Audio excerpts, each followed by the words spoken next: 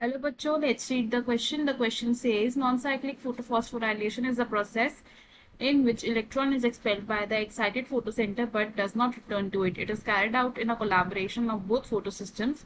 Electrons released during the photolysis of water is picked up by the photocenter P680. The same is extruded out when the photocenter absorbs light energy.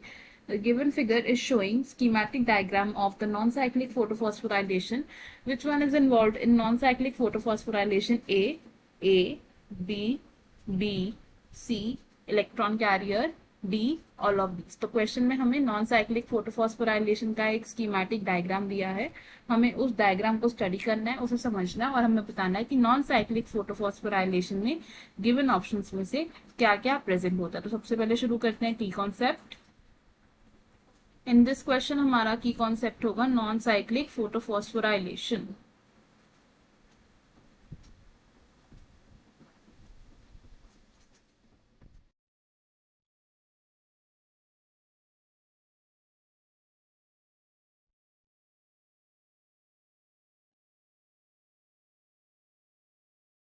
Non cyclic photophosphorylation को commonly हम क्या बोलते हैं? Non cyclic photophosphorylation कैसे होती है ये समझते हैं।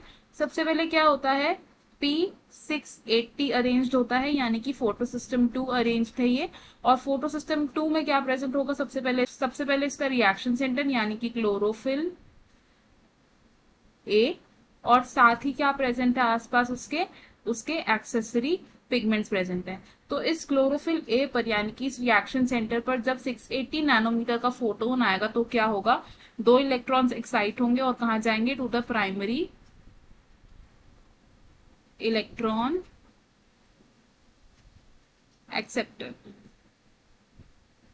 इस इलेक्ट्रॉन एक्सेप्टर से डाउनहिल मूवमेंट होगी इलेक्ट्रॉन्स की, और ये डाउनहिल मूवमेंट जब होगी इलेक्ट्रॉन्स की तो इलेक्ट्रॉन्स मूव करेंगे by a series of electron carriers, जिससे क्या बनता है? इलेक्ट्रॉन ट्रांसपोर्ट चेन बनता है। कौन कौन से कैरियर्स होते हैं ये? प्लास्टोक्विनॉन,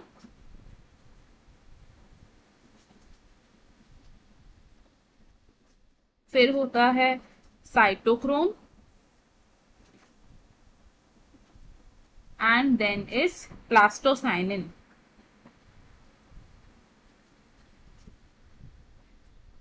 इन इलेक्ट्रॉन कैरियर्स के थ्रू इलेक्ट्रॉन कहाँ आते हैं? टू द फोटो सिस्टम 1 यानी कि P700। यहाँ क्लोरोफिल ए प्रेजेंट है और आसपास क्या होंगे? उसके एक्सेसरी पिगमेंट्स होंगे।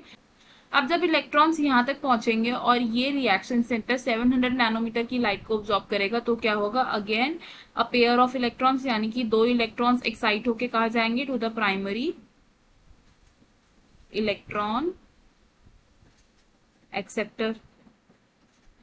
अब इस इलेक्ट्रॉन एक्सेप्टर से क्या होगा? ये इलेक्ट्रॉन्स ट्रांसपोर्ट होंगे टू अ इलेक्ट्रॉन कैरियर, और इस इलेक्ट्रॉन कैरियर का नाम क्या होता है? फेरिडॉक्सिन। और इस इलेक्ट्रॉन कैरियर से क्या होगा? रिडक्शन होगा NADP प्लस का, और वो कन्वर्ट हो जाएगा into NADPH plus H plus.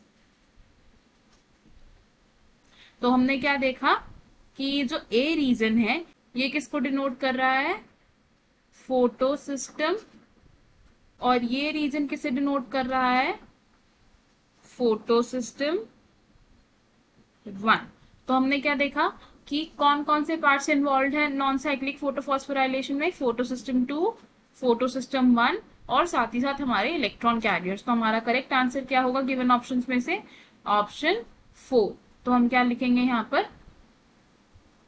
Option D is correct. अब देख लेते हैं कि बाकी ऑप्शंस क्यों इनकरेक्ट है। ऑप्शन ए सेज ए यानी कि फोटो सिस्टम 2, तो सिर्फ फोटो सिस्टम 2 ही इन्वॉल्व नहीं होता इस तरीके की फोटोफॉस्फोराइलेशन में, तो ये ऑप्शन रॉन्ग हो जाएगा। Option B says photosystem 1 यानी कि बी, तो वो अकेला कंपोनेंट नहीं है नॉन साइक्लिक फोटोफॉस्फोराइलेशन में, इसलिए ये ऑप्शन भी रॉन्ग हो जाएगा।